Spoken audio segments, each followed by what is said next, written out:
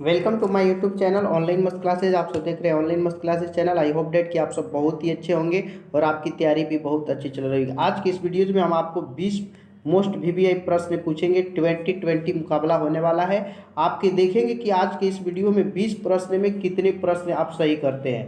ये 2020 मुकाबला है जिसमें आपको 20 एसएसटी के मोस्ट वीवीआई प्रश्न बताया जाएगा जो कि बार बार एग्जाम में पूछते हैं, और इस 20 क्वेश्चंस में आप कितने सही करते हैं इसका आकलन भी होगा।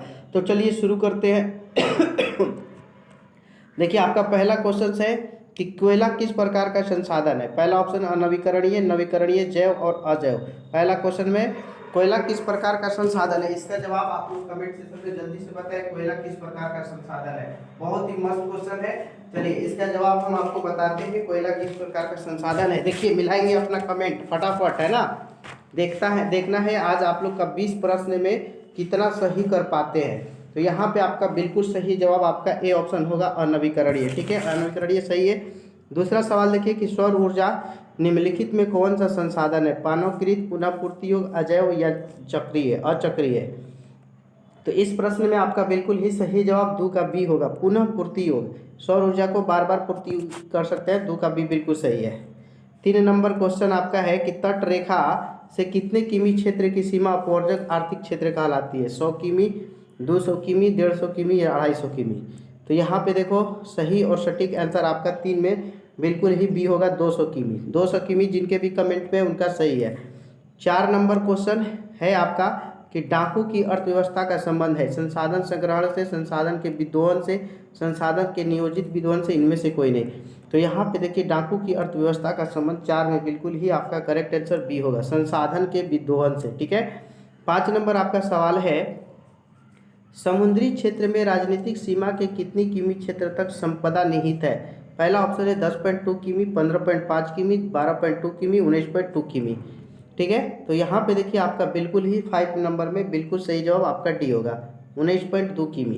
19.2 किमी जिनके भी कमेंट में उनका सही है। 6 नंबर आपका सवाल है कि पेट्रोलियम किस प्रकार का संसाधन है। अनवीकरणीय, नवीकरणीय, जैव या अजैव। बहुत अच्छा क्वेश्चन है। तो देखिए यहाँ पे आपका बिल्कुल ही सही और सटीक आंसर 6 में आपका ए होगा, अनवीकरणीय संसाधन है, क्योंकि इसको समाप्त होने के बाद जल्दी तैयार नहीं होता है, कुछ समय लग जाता है। तो जिनके भी ए ऑप्शन है सही है। 7 नंबर क्वेश्चन आपका है निम्न में कौन सी मिट्टी सर्वाधिक उपजाऊ है। ऑप्शन ए कहता है पर्वतीय, मरुस्थलीय, पीली या जलोढ़। तो यहाँ पे आपका 7 में बिल्कुल करेक्ट आंसर डी है। डी एकदम बिल्कुल सही है, सर्वाधिक उपजाऊ मिट्टी जलोढ़ मिट्टी है। ठीक है। 8 नंबर क्वेश्चन काली मृदा का दूसरा नाम क्या है। बहुत अच्छा क्वेश्चन है। बलुई मिट्टी, रेगूर मिट्टी, सौल मिट्टी या पर्वतीय मिट्टी। बहुत अच्छा क्वेश्चन है।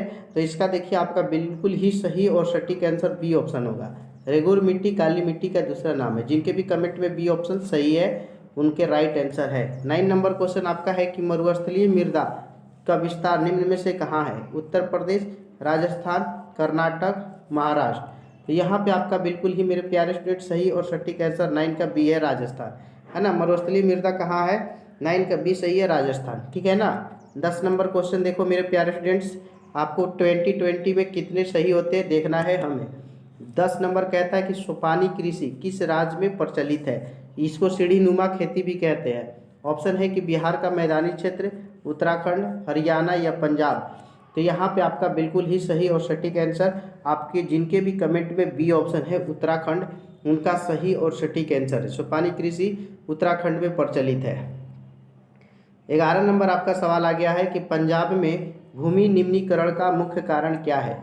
ऑप्शन नंबर ए है वनोन्मूलन, अति पशुचारण, अधिक सिंचाई और डी है गहन खेती। तो यहाँ पे देखो मेरे प्यारे स्टूडेंट्स 11 में बिल्कुल ही जिनके भी कमेंट में सी ऑप्शन अधिक सिंचाई है बिल्कुल राइट आंसर है, अधिक सिंचाई। ठीक है ना। 12 नंबर क्वेश्चन देखिए आपका सवाल कह रहा है कि कौन सी मिट्टी कपास की खेती के लिए सर्वोत्तम मानी जाती है। कौन सी मिट्टी कपास की खेती के लिए सबसे ज़्यादा अच्छी मानी जाती है। ऑप्शन नंबर ए है लाल, बी है जलोढ़, सी है काली, डी है पर्वतीय। तो यहाँ पे देखिए बिल्कुल ही आपका 12 में सटीक आंसर सी होगा, काली मिट्टी। काली मिट्टी जो है कपास की खेती के लिए सर्वोत्तम मानी जाती है, सी ऑप्शन राइट आंसर है। ठीक है। 13 नंबर क्वेश्चन देखिए आपका है कि भारत में लगभग कितने करोड़ हेक्टेयर भूमि का क्षरण हो चुका है। ऑप्शन नंबर ए है 15 करोड़, 20 करोड़, 13 करोड़, 18 करोड़। तो यहाँ पे आपका बिल्कुल ही सही और सटीक आंसर 13 में जिन भी स्टूडेंट का ऑप्शन नंबर सी है 13 करोड़ हेक्टेयर, वो बिल्कुल सही जवाब है। ठीक है। 14 नंबर आपका सवाल है कि मेढक के प्रजनन को नष्ट करने वाला रसायन कौन सा है? बेंजीन, यूरिया, एंड्रीन या फास्फोरस? तो यहाँ पे आपका बिल्कुल सही और सटीक आंसर 14 में आपका सी होगा, एंड्रीन। एंड्रीन जो है मेढक के प्रजनन कर को नष्ट करने वाला रसायन है। सी जिनके भी कमेंट में उनका सभी सही है। अगला क्वेश्चन देखिए 15 नंबर। 15 है कि देश के बांधों को किसने भारत का मंदिर कहा था? बहुत अच्छा क्वेश्चन है। ऑप्शन ए है महात्मा गांधी, ऑप्शन बी है स्वामी विवेकानंद, ऑप्शन सी है डॉक्टर राजेंद्र प्रसाद, डी है पंडित नेहरू। तो यहाँ पे आपका बिल्कुल ही सही जवाब जिनके भी कमेंट में ऑप्शन नंबर डी है पंडित नेहरू, बिल्कुल सही और सटीक आंसर है। चलिए 16 नंबर क्वेश्चन देखिए आपका है कि कुल जल का कितना प्रतिशत भाग महासागरों में निहित है? ऑप्शन है 96%, 95%, 96.6% या 95.5%। तो देखिए यहाँ पे थोड़ा सा ना जिनके भी कमेंट में आपका 16 का बिल्कुल ही सही जवाब डी होगा, 95.5%। इसको कभी कभी 96% भी देता है। ठीक है, तो आपका डी बिल्कुल सही हो जाएगा। 17 नंबर आपका सवाल है कि बृहद क्षेत्र में जल की उपस्थिति के कारण पृथ्वी को क्या कहते हैं?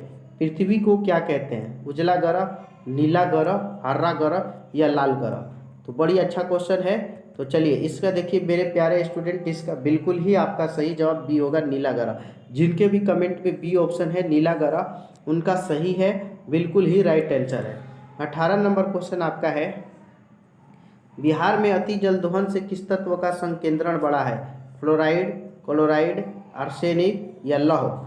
तो यहाँ पे देखो मेरे प्यारे स्टूडेंट, बिल्कुल ही सटीक आंसर जो है बिहार में अति जल दोहन से किस तत्व का संकेंद्रण बढ़ा है, यहाँ सी सही है, आर्सेनिक। आर्सेनिक बिल्कुल सही है आपका, है ना। 18 का सी सही है, आर्सेनिक।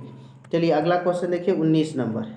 20 ही प्रश्न आपको पूछे जाएंगे आज, क्योंकि आपका 2020 मुकाबला चल रहा है, इसलिए 20 क्वेश्चन आज के होंगे। 19 नंबर क्वेश्चन देखिए आपका है कि प्राणियों के शरीर में कितना प्रतिशत जल की मात्रा निहित होती है? 55%, 60%, 65%, 70%। बहुत अच्छा क्वेश्चन है। तो यहाँ पे देखो मेरे प्यारे स्टूडेंट 19 में बिल्कुल ही सही और सटीक आंसर आपका सी होगा, 65%। प्राणियों के शरीर में कितना परसेंट जल की मात्रा निहित होती है? 65%। बिल्कुल सी सही है। जिनके भी कमेंट में सी है उनका सही है। 20 है, विश्व की कितनी प्रतिशत जनसंख्या जो है भारत में निवास करती है? ऑप्शन नंबर ए आपका है 16%, 18%, 20% या 22%।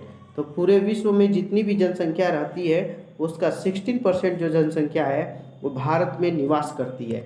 तो मेरे प्यारे स्टूडेंट्स, आज का ये 2020 जो मुकाबला था, यानी 20 में 20 किसने सही किए हैं, कमेंट सेक्शन में जाइए और कमेंट के जरिए ज़रूर बताइए कि आपके कितने सही हुए।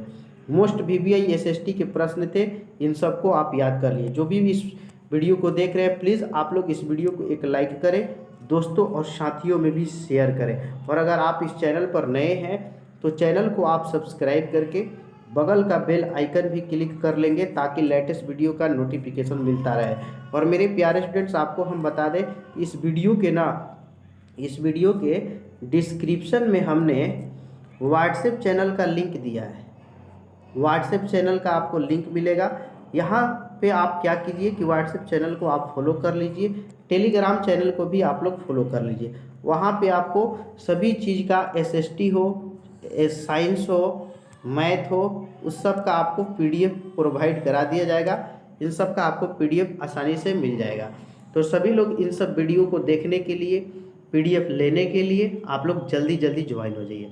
फिर मिलेंगे इसी तरह के धमाकेदार, शानदार और जानदार वीडियो के साथ अगले वीडियो में। Best of your luck. जय हिंद, जय भारत, टाटा, बाय बाय, धन्यवाद।